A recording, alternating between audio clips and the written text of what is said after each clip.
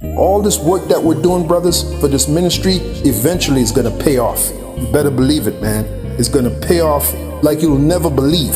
Okay? And by the way, we're the highest value male on this planet. The men of the Lord, the men of this truth, the hopeful elect of Yahweh Bashim Yahushai, the highest value male there is. All right, Shalom. First and foremost, I would like to give all praise and glory unto Yahweh, Bahashim, Yahweh Shah, Bahashim, Rakakwadash. Double honors unto the apostles and the elders of GMS who rule well, teach well, being great examples to his younger brothers. And peace and blessing, salutations to the hopeful elect out there pushing his word in truth and in sincerity across the four winds in the name of Yahweh, Bahashim, Yahweh Shah, pushing to get up out of here. Shalom to the hopeful elect, the believers, the listeners, whom have came back to the obedience of the scriptures through faith in Yahweh, Bahashim, Yahweh Shah. And what I want to get into is a lesson dealing with how, consistency, builds trust. Consistency builds trust. And that's pretty much a universal, thing, how consistency builds trust. Now, the ultimate example of consistency, all right, is none other than Yahweh Bashim Al Shai, okay, the Most High. He's the ultimate example of consistency. Okay, and we see these things throughout the scriptures. And the consistency of Yahweh Bashim Al Shai has laid a foundation into where we can lean and we can trust. Consistency establishes, foundations, to build upon. And the consistency of Yahweh Bashim Al Shai, has established, a foundation in which we can depend on, in which we can trust, So you go to Numbers 23 and 19, all right, and it says, the Most High is not a man that he should lie, neither the Son of Man that he should repent. Hath he said, and shall he not do it?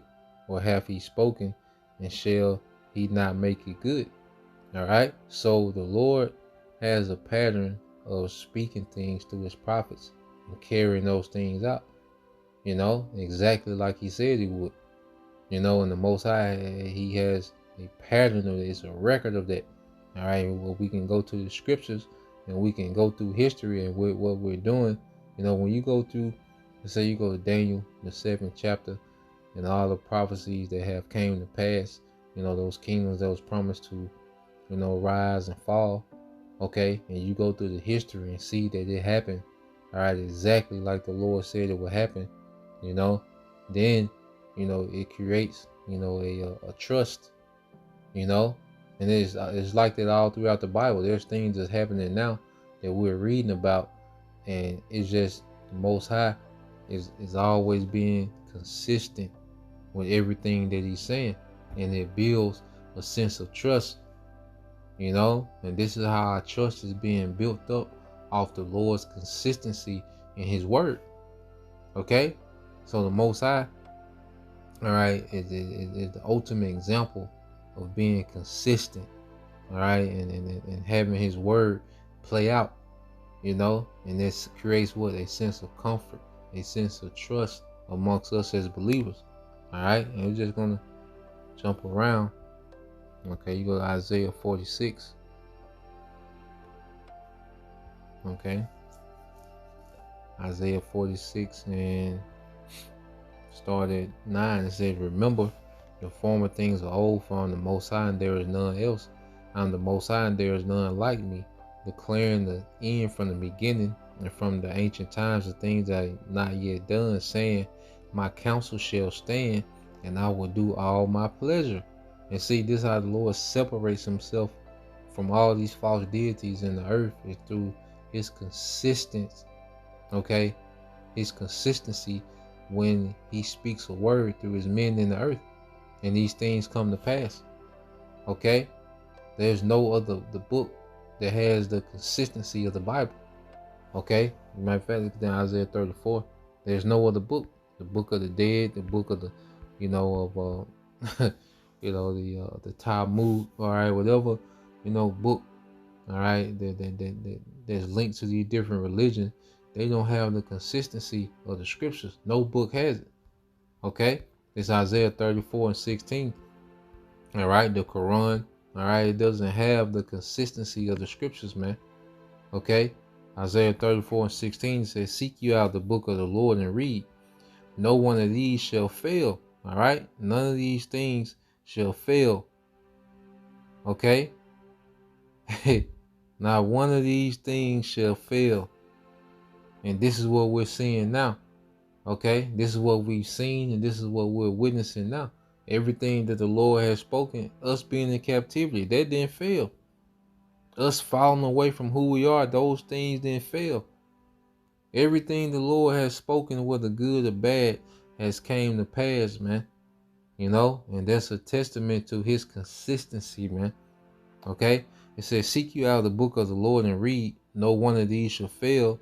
None shall want her mate." Yeah, none shall want her mate. Because there's no book that you can link to the scriptures, okay? And it has the same consistency, man. All these other books have flaws and errors and, inconsistencies, but the Bible has, all right, it has 100%, all right, accuracy. When it comes to the consistency of the Bible, man. Esau pretending he's us, calling himself, a JEW.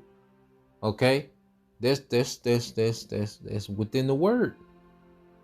You see, that's within the word, man.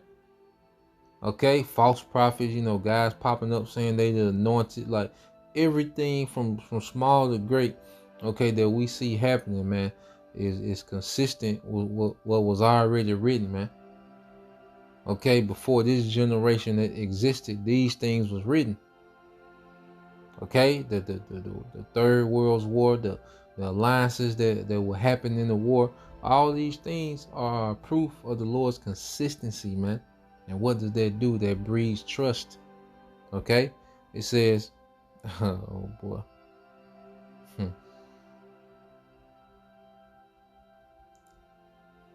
It said, "For my mouth it hath commanded, and his spirit it had gathered them." Yeah, the spirit of this book is gathering, the believers. Now let's go from there. All right, and let's get 2 examples. All right, now this is 2 Maccabees 15:1. It says, "But Nicanor," all right, these are Greek, captain.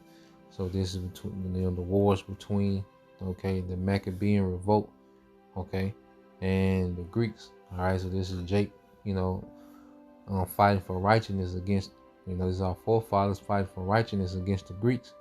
Okay, so I want to bring this account. All right, and this 2 Maccabees 15:1, it said, "But Nicanor, hearing that Judas and his company were in the strong places about Samaria, resolved with any danger to set upon them on the Sabbath day. Nevertheless, the Jews that were compelled to go with him said, O destroy not so cruelly and barbarously, but give honor to that day, which he that seeth all things have honored with holiness above all other days." So they're trying to tell, Esau, like, it's a Sabbath, chill. But this Esau, he just has this rebellious, he has no regard for the order of Yahweh B'Shem Al-Shai. All right, there's a whole nother topic. It said, "Then the most ungracious wretch demanded if there were an almighty one in heaven that had commanded the Sabbath day to be kept." All right. And when they said, "There is in heaven a living Lord and mighty, who commanded the seventh day to be kept," then said the other, "And I also am mighty." Look at the pride of Esau. So they, they're like, look, there's a power in heaven, man, that has deemed this day holy and separate, a day of rest. But Esau, like, I'm mighty too. Just the pride of the devil, man. Then said the other, and also said, "I also am mighty upon earth, and am commanded to take arms and to do the king's business. Yet he obtained not to have his wicked will done." So Nicanor, in exceeding pride and haughtiness, determined to set up a public monument of his victory over Judas and them that were with him. But Maccabeus had ever sure confidence that the Lord would help him. Said Maccabeus, All right, Judas Maccabee. All right, Maccabeus just goes into the hammer, okay, because his great military might through Yahweh Shem Shai. All right, winning victories and righteousness, man. Okay, he said, but Maccabeus had ever sure confidence that the Lord would help him. Okay, and let's see what this confidence is rooted in. Wherefore he exhorted his people not to fear the coming of the heathen against them, but to remember the help which in former times they had received from heaven. All right, the previous battles, and now to expect the victory and aid which soon which should come unto them from the Almighty.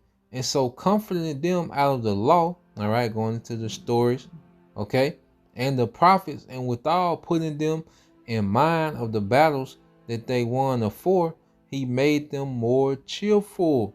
Okay, so Judas Maccabees, what did he do? He reminded them of the Lord's consistent aid in the battles before.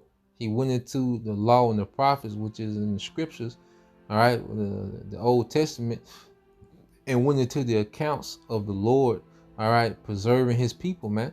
He probably went into Haman, the Daniel, okay, the 3 Hebrew boys, okay, Joseph, he went into, he was going into those stories.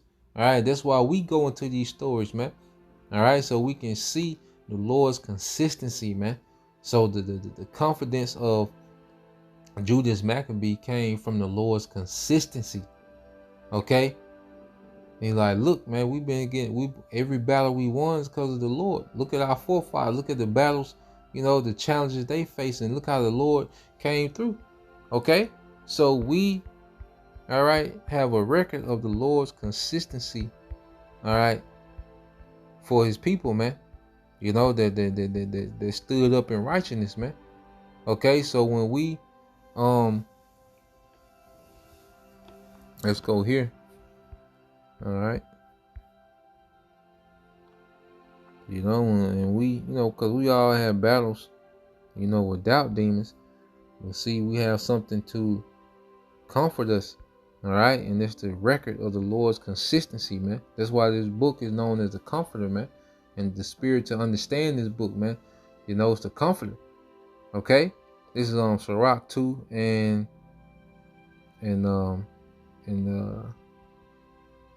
I started at 7. I started at 6. It said, this is Sirach 2 and 6. It said, believe in him and he will help thee. Order thy way aright and trust in him. Ye that fear the Lord, wait for his mercy, and go not aside, lest ye fall. Ye that fear the Lord, believe him, and your reward shall not fail. Ye that fear the Lord, hope for good, and for everlasting joy and mercy. So these are precepts of exhortation. Okay, so the spirit is on. Okay, the scribe, as he's writing this, our forefathers is they're putting this book together, of exhortation. There's a spirit of exhortation, man. To fear and trust Yahweh Shem Shai. All right, but then you go here to verse 10. It said, look at the generations of old and see, did ever any trust in the Lord and was confounded, or did any, abide in his fear and was forsaken, or whom did he ever despise that called upon him? Okay, so as he gives these exhortations, then he backs it up with, let's look at the records. Let's look at the consistency of the Lord throughout the scriptures, man. Let's look out throughout history and just see the Lord's consistency, man. Okay? Yeah, we trust in that. Even Yahweh Shai, he told, he told the wicked scribes and Pharisees, look, if you don't believe what I'm saying, at least believe me for my very work's sake. At least believe me for my very work's sake. Okay? So we see the Lord's body of work, that consistency, man, and it builds more faith, it builds more confidence, it builds more trust in Yahweh Shem Shai. Okay, That's why you go here. Was it Romans? All right, Romans 15:3. All right, Romans 15:4. All right, it said, "For whatsoever thing was written aforetime was written for our learning, that we through patience and comfort of the scriptures," you see that? That as we read through the record of how the Lord intervened, that's why all our high holy days was based upon, actual events that happened, man. In which the Lord, the Passover, us coming out of Egypt, Purim, okay, the Lord delivering us from Haman and his wicked plots, during the Persian captivity, okay. Then you have the Feast of Dedication, it is based on us getting the temple back, all right, from the Greeks, and reestablishing the temple, okay. Us having victory over Esau, Edom, okay. So we can have that constant memorial, that constant memory of the Lord's goodness, man. Okay. So as we read these scriptures and we go into these accounts, man, it's to build faith based on what the Lord has done, his body of work, man. Okay, and that's a universal concept. Okay, if you gotta think about Amazon Prime, the reason why people, are so bought into Amazon Prime is based on what? The consistency. The consistency of Amazon Prime. Okay? That's what has people persuaded to continually use these things. Your favorite restaurant. Okay? What's the foundation of that being your favorite restaurant? It has to be an aspect of some type of consistency. When you go there, special, certain dish you like, certain service you like, okay, certain drink you like, whatever, it's a certain consistency that's bringing you back, man. That now you trust to go there. That's your go-to. Okay, that's when if you have a business, okay, you build a reputation based off consistency, being reliable. Okay. That's what you build. That's when people start to trust and have confidence in your service based off what? Your consistency, your reliability. Okay? A woman, all right, that has a husband, she begins to trust, and a woman that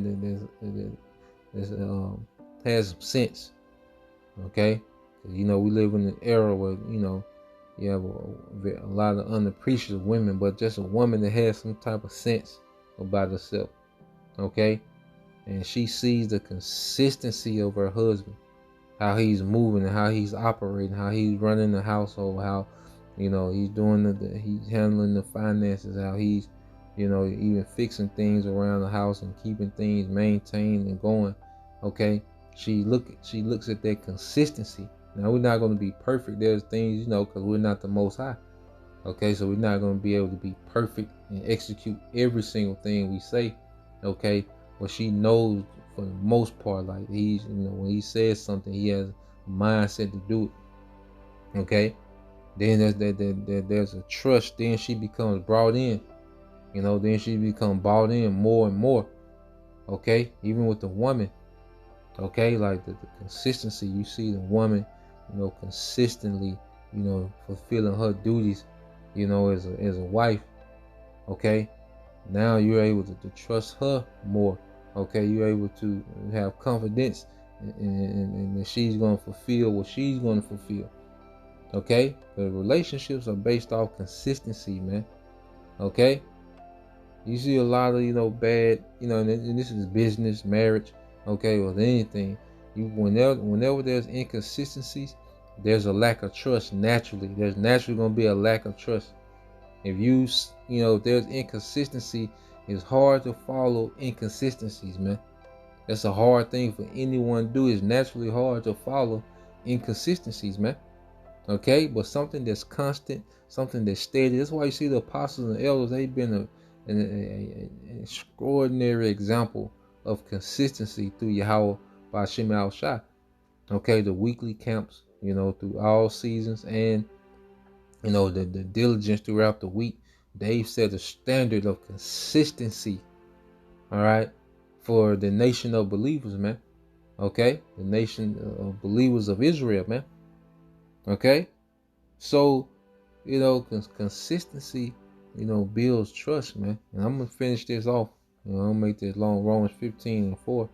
For whatsoever thing were written aforetime, all right, for our learning. All right, it says, for whatsoever things were written aforetime were written for our learning, that we through patience and comfort of the scriptures might have hope. Okay, and we through patience and comfort of the scriptures, we have a hope, man. Okay, so Lord will, you brothers and you sisters edified once again, and give all praise, honor, and glory unto Yahweh, by Hashem, Yahweh Shai, by Hashem, Kakwadash. Double honors unto the apostles and the elders of GMS, who rule well, teach well, being great example to his younger brothers, and peace and blessings, salutations, hopefully, Shalom.